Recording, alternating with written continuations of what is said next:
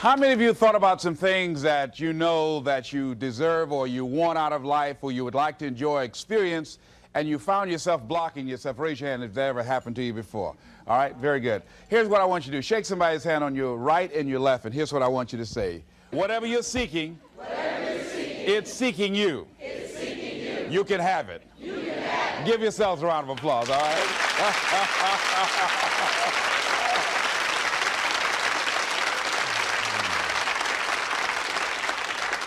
Now, the reason I brought that up is I was riding with a friend the other day, and I know this friend of mine who has been working on a job where she's been miserable for a long time. She was telling me about how she was miserable on the job and how she was so unhappy. So I said, if it's that stressful and if it's causing you that much pain, I say, why don't you just quit and do something else? And she said something that really put her in the chorus line with a lot of other people. She said, I would, but. And then I started thinking about that. I said, let me take a poll. So I started talking to other people, and I would ask them what they were doing. And I said, but is that your passion? And they would say no. I said, then what's your real passion? And they would tell me what their real passion was. Then I said, well, then why aren't you doing what you really want to do? Oh, I can do it, but. And they would continue on. So this word, but just kept on coming up. And then it also has some friends like woulda and coulda and shoulda. And one day, I'm going to have my own business. Those people who talk about one day I'm gonna. Some of y'all know some of those one day I'm gonna people. Raise your hand. Some of you get up in the morning and look in the mirror at that person. I just tease it, all right? So how is it that many times we block ourselves and we use these words almost like we're in a trance, like we're sleepwalking through life, that we find ways to cancel out our dreams? And I think that but is a dream killer, that a lot of things that we want to do, a lot of places we would like to go, a lot of things we would like to experience, and we just stop at but, and we build a case. In fact, I was reading something the other day that talked about but. It says, but is an argument for our limitations. And when we argue for our limitations, we get to keep them. See, but will cause you to procrastinate. But will cause you to hide out behind fear. But will cause you to come up with all type of excuses that you can validate your inaction and not acting on your dream. And right now, more than ever, people need to look for ways to live their dream. People need to look for ways to make it on their own. There is no such thing as job security. There's no such thing as a storm-proof or tragic-proof life. There are no guarantees today, ladies and gentlemen. The illusion is gone. There was a time when we graduated from high school, you were told, go to college and get out, and you go and work for a corporation for 30 or 40 years. They'll give you a gold watch and you'll retire. Special announcement, that day is gone. That day is gone, never to return again. So instead of people living in fear, feeling stressed out, feeling powerless, feeling like victims, I think it should be a time that we need to begin to look at ways that we can become an active force in our own lives. Look at ways when we can decide to take charge of our own destiny. Look at ways when we can decide to design a life of substance and begin to truly live our dreams. And it's time for people to decide, I'm ready to get on with my life. Shake somebody's hand on your right and left. A guy named Bob May said this, don't let nobody turn you around. Do that right quick.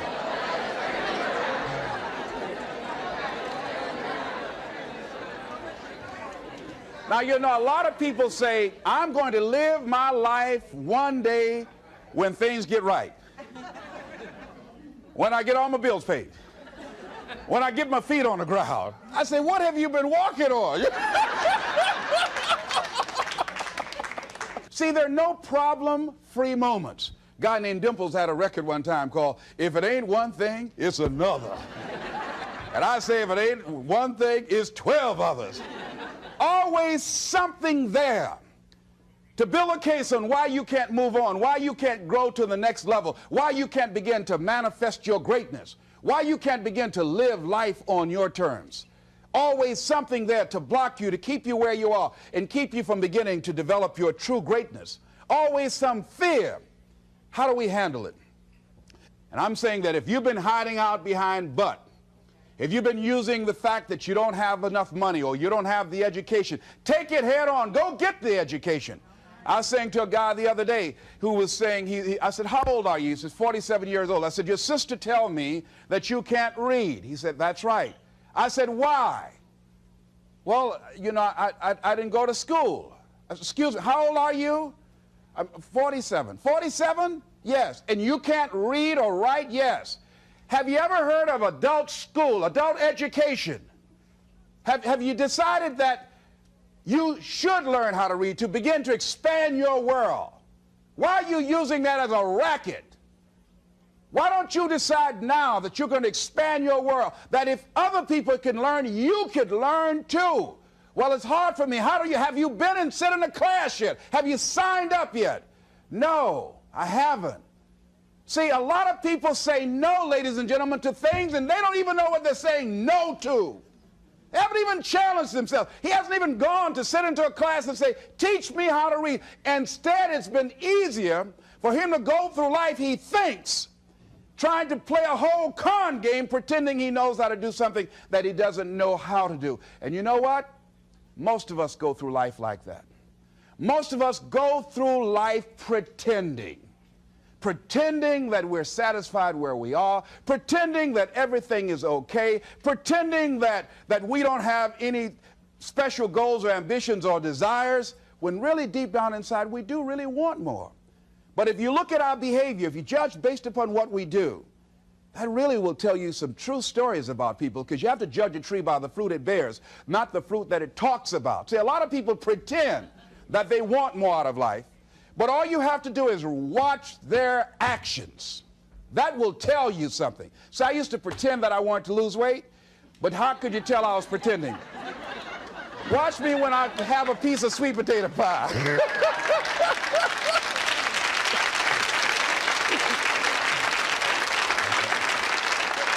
Let me get within walking distance of some peanuts, some potato chips. See, I was pretending that I really wanted to lose weight. No, you just watch what I eat. I tell you what I'm seriously committed to. People will tell you, oh yeah, one day I want to have a restaurant. See, they're pretending they want to go into business for themselves. They're not serious. How can you tell, Les? Watch their actions. Watch what they're doing. The proof is in the pudding. So if you want to do something, if you thought about something you want to do, take it head on. Decide that you're going to start looking at it, start doing research on it, start tackling it, start becoming involved in whatever and wherever it might lead you to begin to explore the possibilities in that particular thing that you're seeking, so that you can begin to learn all you can about it. Decide that you're going to face it, that whatever shortcomings you have, that you're going to strengthen yourself there. Whatever training that's required, that you're going to go get that training, that you're going to get started right now. George Washington Carver would say, do what you can, where you are with what you have, and never be satisfied. S.B. Fuller used to say, and you heard Joe Dudley talk about, always strive to be more than that which you are. Yeah, don't get satisfied with yourself. Always know that wherever you are, you can enjoy more, that you deserve more. But most people, you know what they do? Most people go through life quietly and safely, tiptoeing to an early grave. Find out what it is you want, and go after it as if your life depends on it. Why? Because it does. People that have found their passion, people that found the things that they love, people that have found the things that they can pour their lives into, those people live longer. I was in New York, and I had to do a seminar at a special church, and a guy by the name of Reverend Johnny Youngblood. And I said, how is it that you were able to build this big housing facility and got all of the various community and religious groups together to have this dwelling for 2,000 residents that were once homeless? How were you able to take on this responsibility? Wasn't it overwhelming? He said, the kind of work I do, he said, it's in me. I've got to live what's in me. And I think that's everybody's desire in life. You got to live what's in you. Life is just too short and unpredictable. But what do we say? But there'll always be tomorrow. Oh no. There's no guarantees you're going to show up tomorrow. There are a lot of people who were here yesterday that they're not here today. There are a lot of opportunities that were around yesterday. They're not here today. Oh, you can wait, but you know what Abraham Lincoln said? Well, good things might come to those who wait, but only the things that have been left over by those who hustle.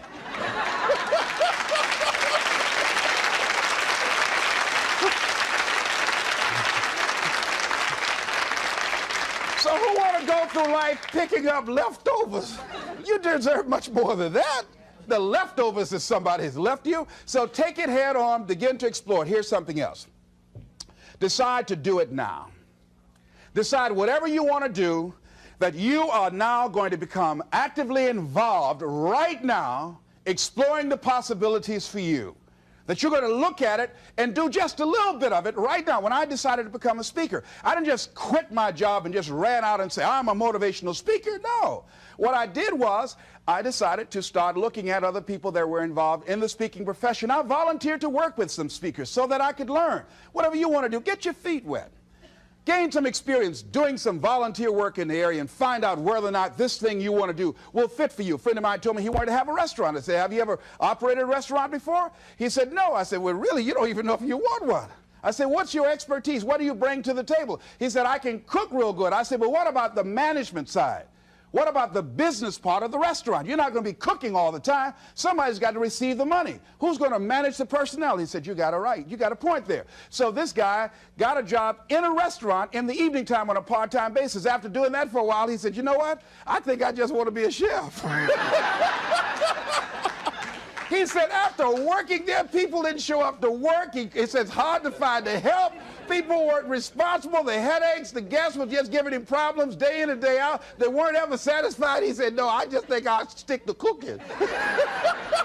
See, you got to find out what fits for you. Because you might decide that after you go up in there and examine it and experience it and get some experience under your belt on it, well, you say, this is really not what I want. This does not fit for me. So decide that you're going to do that. Now, John H. Johnson said something that's very important. He said, there's no defense against an excellence that meets a pressing public need.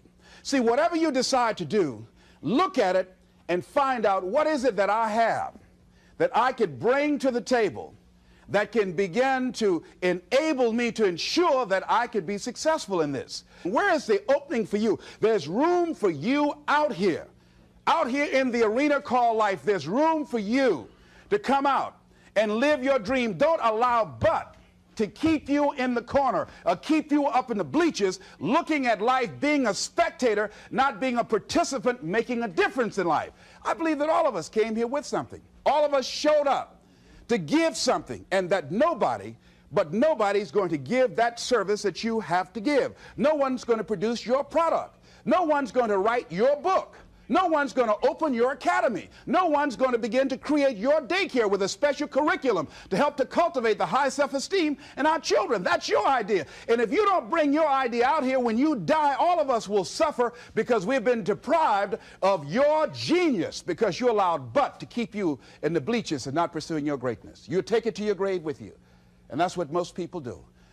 I think that's why the guy said that many people die at age 21 and don't get buried until they're 65. They're walking dead. You can tell them by the way they walk. How they look in the face. When they speak to you. I was giving a speech at this high school, and a lady came after school. She said, Mr. Brown, I want to talk to you about my son. I said, what is it? She said, he's not motivated. I said, I wonder why.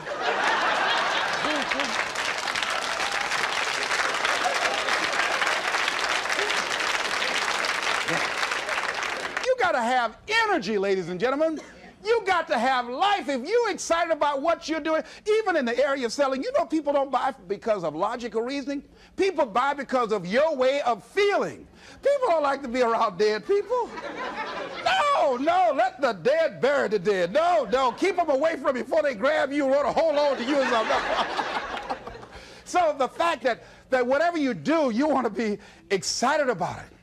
You want to have the kind of excitement that is so contagious that people want to be around you. Because whatever you're doing, whatever you talk to people about, this particular idea that you have, They're looking at you and they want to know, do you believe it? And are you the kind of person they want to be in business with?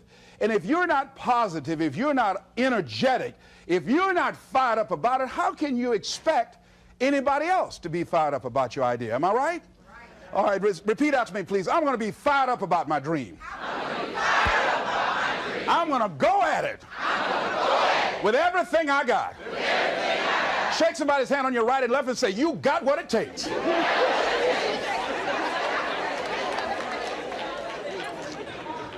There are a lot of people who say, but I tried once or twice and it didn't work out. And so they use that as an excuse not to ever come out again. Guy said, if at first you don't succeed, you're running about average. So if you have come out here with an idea and it didn't work out 2 or 3 times, well, that's all right. You're running about average. You know, I heard something, a jarring question. It says, why is it that people prefer known hells to unknown heavens? You know why? Because it's comfortable, ladies and gentlemen. I remember I was in a service once, and I heard Dr. Johnny Coleman give this example. She talked about a man who had been captured behind the enemy lines in a war and was sentenced to be killed or another option. The captain said to the guy, listen, he said, tomorrow morning at 6 o'clock, you can face the firing squad, or you can go out this door over here. And the guy said, what's out the door? He said, no one knows. All we can tell you is just unknown horrors. He thought, and the next morning he selected the firing squad. After the shots rang out, the captain's secretary said, what's beyond that door? And he said, freedom. But very few people would select to do it because it's unknown. See, a lot of people never live their dreams. A lot of people never do the things they want to do. A lot of people stay on jobs where they're miserable. I read an article called, Is Your Job Making You Sick? A lot of people, some of y'all know about that already here. So go on and say amen, it's all right. That one lady told me, she said, when I used to go to work, she said, when I stepped in the door, it felt like a refrigerator dropped on my shoulders. How many of y'all understand that kind of feeling? They were miserable, just hated to go after 60 Minutes on Sunday afternoon. Or come Monday morning, my head used to throb. I just couldn't take it. Didn't want to go sometimes just for the heck of it. I just drive on by. Whew, I used to hate to go to work. Many of us choose an active living death. Many of us are walking dead. The walking dead. That we're not doing what we want to do. Many of us stay in relationships where we're dying together rather than growing and expanding and living together. We're miserable, but because we don't have the courage to see ourselves beyond that relationship that has turned toxic, we go through life living dead people. And you can always tell couples that have been together for a little while. Go in a restaurant, the ones sitting side by side, giggling and talking to each other, feeding each other with their fork and spoon, they just got together for 1 week. You see them in the car, they're sitting all up each other, hugging and slugging. Oh, they've been together about 3 days, all right? But if you see people sitting in a restaurant, see a couple, and they're sitting in front of each other. Takes so long for this food, I wonder when they're going to hurry up. Those are the married ones. Oh, but what if I know people have been married for years, living in 2 separate rooms, sleeping in 2 separate beds? Well, it's cheaper to keep it. Not necessarily. It's according to the price you want to pay. See, the price of peace of mind, the price of living the truth, of being honest with yourself and say, wait a minute, it's got to be more than this. So you've got to decide, wait. Even if things don't work out, even if I experience defeat or failure, that does not make me a failure. It's a difference between failing and being a failure. If things don't work out, if you don't produce the results you want, that's all. But don't confuse who you are with the results that you produce. I used to be a state legislator in Columbus, Ohio. And I remember once I was going to introduce some legislation on the floor, and after getting that legislation passed, a guy came up behind me, and he had some legislation that I opposed him on that. And I was about to stand up to debate this guy, and the guy next to me said, "Excuse me, don't debate that guy." "Why? Do you know who that is?" I said, "No, that's Will Kosky from Toledo. That's a bad dude. He's a lawyer, Les. That man can debate." "I don't care. I'm Les Brown, Mamie Brown's boy."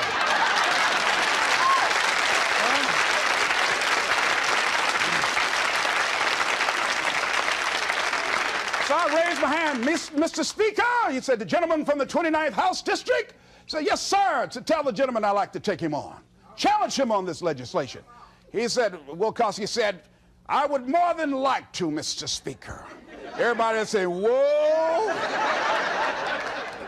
I asked him some questions. He responded.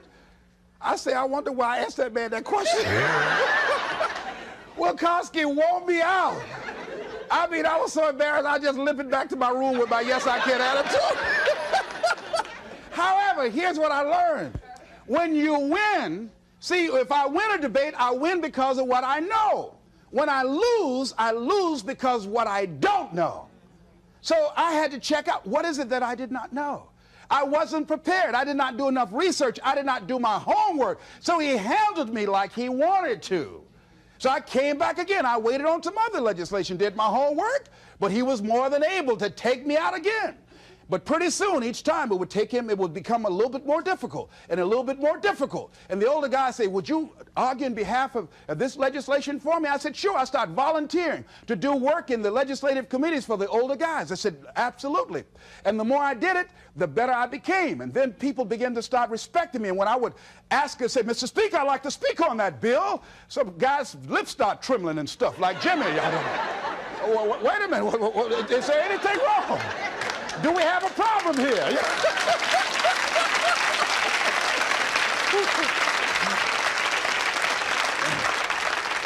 But if I wasn't willing to be humiliated, if I wasn't willing to allow myself to be embarrassed, if I wasn't willing to be debated and defeated, if I wasn't willing to look at it and say, well, I'm just not good as I'm going to be. You know what that lady said? "Lord, I ain't what I want to be, ain't what I'm going to be, but thank God I sure ain't what I was."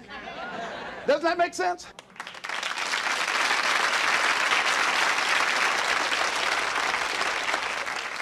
See, you want to learn all you can in life. You've got to be willing to experiment. You've got to be willing to learn to dance with life. You know, Larry DeAndre said, if you don't learn to dance with life, life will pass you by and get another partner. I'm saying you're going to have to dance even if you don't want to. You're going to have to dance with life. So you might as well learn you some steps, because it's going to drag you out on the floor anyhow. So you better get out there and try to do the twisters. Try to do something, say, "Life, is it looking all right?" Because life going to put some knots on your head anyhow. I mean, he'll come up in the bleachers and slap you before everybody. Why? That's called life. No one is immune. Just think, just over a year ago, everybody's talking about Donald Trump. He was a darling of America. The American dream fulfilled. Just over a year ago, less than 2 years. Everything that people were bragging about, this wealthy, invincible American figure. Look what has happened now. Everybody, no one is exempt from that. I was talking to a friend of mine by the name of Maria. And Maria, who was diagnosed as having muscular dystrophy at age 15 and wheelchair bound, figured that enough had happened to her. She was somewhat immune, she felt, unconsciously, from any more accidents or misfortunes in life. Her wheelchair malfunctioned. She fell out, suffered a closed head injury, almost went blind, lost her memory and concentration for a long period of time. She said, "On that day, Les, I decided to live." I said, "Why?" She said, "Life is about today." She said, I felt because what had happened to me, I was exempt somehow. No, no. Life will knock on everybody's door. I don't care who you are, care how nice you are. Life will come get you. People will dislike you because you're nice. Oh, she thinks she's nice. You tell me it's Miss Goody Two-Shoes. People will dislike you because you look better than they do. Because you have more than they do. They'll be envious and make up lies about you and attack you. Be envious of you. Why? I don't know. That's the way they set it up. I don't know. I don't even ask any questions. That's just the way it is. That's the way it is. Handle it. And that's what Maria said. Les, I'm going to live. She said, and they told me I was going to go blind. I said, wait a minute, can you imagine me around a shopping center in a wheelchair and a walking dog too? Oh, no. She said, I'm going to see, Doc. I've got to. And she can see today. That willpower, that determination, very positive, upbeat person. I say, but don't sometimes you feel sorry for yourself, and don't you wish you had the capacity to do what other people do? She said, I don't waste my time comparing my condition with other people, one. And she said, people that suffer from a lack of motivation suffer mainly from a lack of self-appreciation. She said, I know that I have value, and the fact that I'm in a wheelchair doesn't make me any less of a human being who can contribute something to life.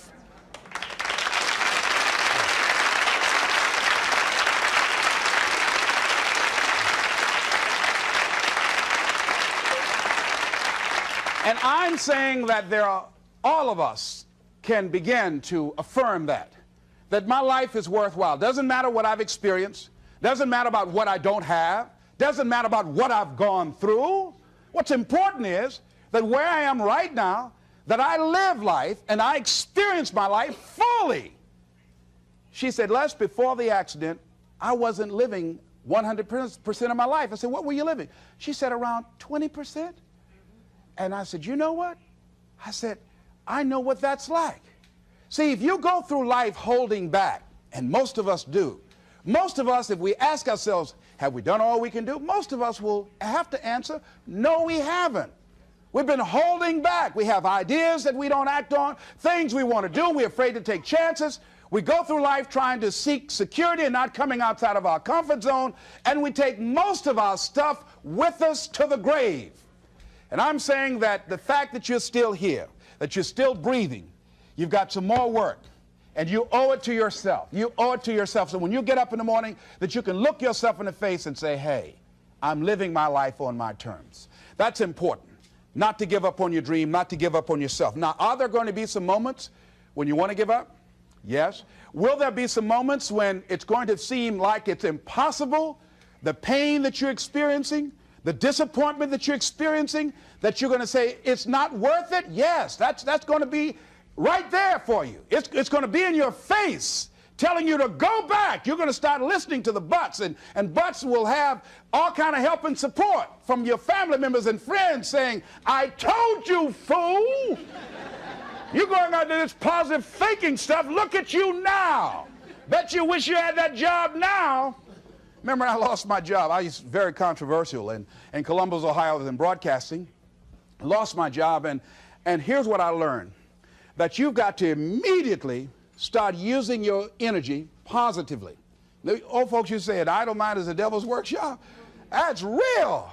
I mean, when I didn't have anything to do, my mind used to say, you better go back and get your job. Why did you just shut up? Always running your mouth. Quack, quack, quack, quack, quack. Why did you just hush? You'll be working right now. Broadcasting was all that I knew. And that was my life. I loved talking to people, and I loved playing the records. Used to come on there, look out, this is Les Brown. All right, get up, face these, raise your right hand, throw your head back, put your teeth in and say, I am somebody.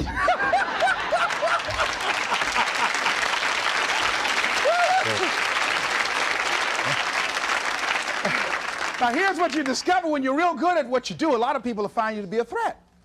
They won't hire you. Oh, they want people in there they can control or dominate. So if you're a high-powered person, sometimes that can be a liability for you. So it was difficult for me to get a job in broadcasting. Did not get a job in broadcasting. Had to take another route. Had to begin to use my talents and abilities in another area. Wherever you are right now, I'm saying to you, you've got at least 3 or 4 or 5 talents that you are not even aware of right now. And you'll never be aware of them unless you come outside your comfort zone and challenge yourself to develop your talents and abilities, to see what it is that you might have a knack for, that you haven't discovered as yet. See, most people never discover their true potential or their other talents and abilities because they figure that they're one-dimensional. And they don't try and stretch themselves and learn more. Guys say, he who learns the most earns the most. See, if you start learning more things and finding out and experimenting with your life and finding out what else fits for you, here's what you discover, that as you start working with it, and the more you do it, the more you realize other ideas coming to you, the more creative you can become. And then you say, wait a minute, this comes much more easily than I realized. I've developed a knack and a style for this. See, a guy said to me, he said, if you develop your gift, see, you like to talk, you like people. I said, yeah. He said, if you develop your gifts, he said, your gifts will take you a long ways in life. And ladies and gentlemen, because I decided, so I used to be a jack of all trades and master of none. I tried to do everything. I used to be a disc jockey, state representative, community activist, used to do public relations work, used to promote shows, used to be an MC in a nightclub, used to own a nightclub, the Pink Pussycat in Columbus, Ohio. I did everything, sold insurance, you name it, door-to-door salesman. I did it all. But finally, I decided to focus my energy. I looked at all my talents and abilities. I said, well, I got to just find what's my one thing, what's my trump card, what's the one thing that I do better than I do anything else. I said, well, I like to do a lot of things. I like to promote, I like to MC, I like to talk, I like being a disc jockey, program director, I like being a community activist, I enjoyed being a state legislator, but I had to find one thing, and I found that one thing. I decided I was going to develop myself as a speaker. And I started following other speakers around. I started doing research. I would read about Marcus Garvey, Frederick Douglass, Booker T. Washington, Winston Churchill. The truth is incontrovertible. Malice may attack it, ignorance may deride it, but at the end, there it is. Carlyle, truth crushed to earth, shall rise again. I would follow Dr. Otis Moss. I read what Dr. Martin Luther King said. He's the greatest preacher in the world. I used to follow him. Of Charles Adams out of Detroit, Michigan. Any great speakers, I would follow them and watch them. I'd be in the back just checking them out. Used to watch Billy Graham on television, turn the volume down to watch his hand movements because he's so expressive with his hands. I just became a student of the area that I wanted to become involved in. I would go to the motivational rallies, join the National Speakers Association, and watching all these guys, and then I would work and practice in other areas and developing my own style. Sometimes I would imitate other guys, and eventually what you'll begin to do is that you emerge and develop your own style as you do it and work with and work with and work with and work with it. And I say to you, that is so exciting. People that are working on their dreams and developing themselves, they have a different kind of walk. They have different kind of energy. You can tell in the tempo of their conversation, they walk differently. They have a lot of energy. They have a glow about them. People that aren't working on their dream, see, you can tell in how their movement, their body language, their voice conversation, they're real slow. Hey, I'll just call. I wasn't doing nothing. Thought I'd call you. Well, don't do that over here. They look at a lot of television. What's on? I don't know. I'm just looking. No, you got to watch this. You don't want to be like that. You want to actively be involved in creating life and making it exciting for you. See, if you watch the news all day and read what's happening in the newspaper, you'll be scared to come out your house. Am I right? You'll be scared around here.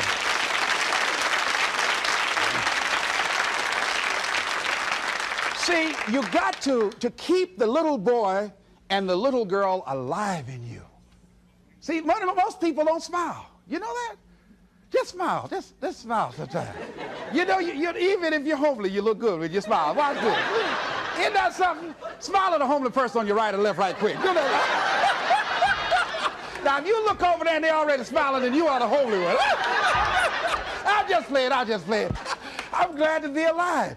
And so I feel like that. You know, Robert Elliott, who's the head of the cardiology department at the University of Nebraska, he suffered a massive heart attack. He was in the hospital for 3 months, and while there, he reflected on his life after this near-death experience. Because his mother and father, both of them had no history of heart failure, both of them lived to be over 80, and he wrote something. In order to live a long life and be happy, he said, rule number one, don't sweat the small stuff. And rule number 2, it's all small stuff. Isn't that real? That's real.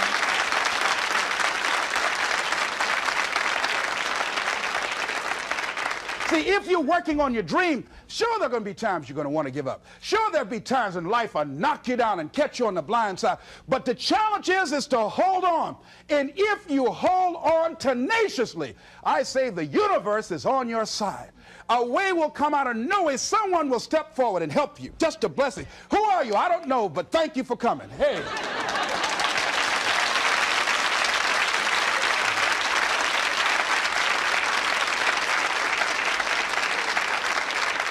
So don't allow the difficult and challenging times to demoralize you. I love to quote this guy, Charles Udall. He said, in life you will always be faced with a series of God-ordained opportunities, brilliantly disguised as problems and challenges. And I'm saying, in your hands, you have ideas. You have been given something to bring to the universe that was not here before you showed up. See, nobody, ladies and gentlemen, is going to give Les Brown's speech. This is my speech. The motivator from Detroit, it's my speech. You can't take Mamie's boy. You can't take my speech. No, you got to go get your own speech. You can't come up here and take my speech. No. So I'm saying to you, can nobody take your good? See, that which is meant for you has your name on it. No one can take your good from you. That's you. That work you've been given, that idea that you've been given, if you don't come out here with that idea, no one's going to bring your idea out here. Whatever you're sitting on, whatever idea you're working on, whatever passion, you got to be like Johnny Youngblood. He said, hey, I've got to live what's in me. And let me tell you, I'm happier than I've ever been in my life. Why? I got peace of mind. You can't even put a price tag on that. I'm doing what I'm supposed to do.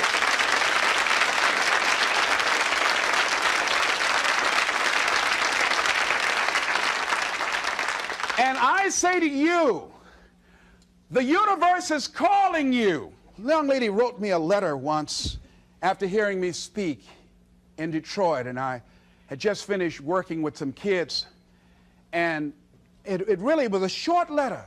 It was a short letter, but powerful. And the letter read, she said, the voice of greatness has called me, and I'm afraid to answer. Ooh. I felt that. I know what it is not to answer. See, I could have been doing this years ago, but I was afraid to answer. I had these buts that I was hiding behind. Like Gideon, I didn't want to come. Not me. I'm not good enough.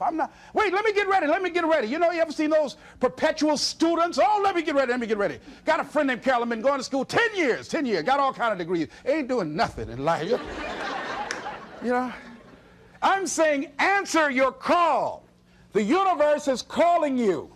Here's something about life. You can't get out of it alive. Hello? You can't get out of life alive. Live now, like Maria said. Live your dream now. So, the other night I had a funeral, and I don't mind doing it again. We buried Bud. We said, but you won't have no place in our lives no more. These dreams you've been killing. Oh, but you ain't going to kill no more dreams up here. Everybody repeat after me. But get out of my life. Get out of my life. I don't need you no more. I don't need you no more. Don't come back here. Don't come back here. Shake somebody's hand on your right and left and say, keep him away. Keep him away.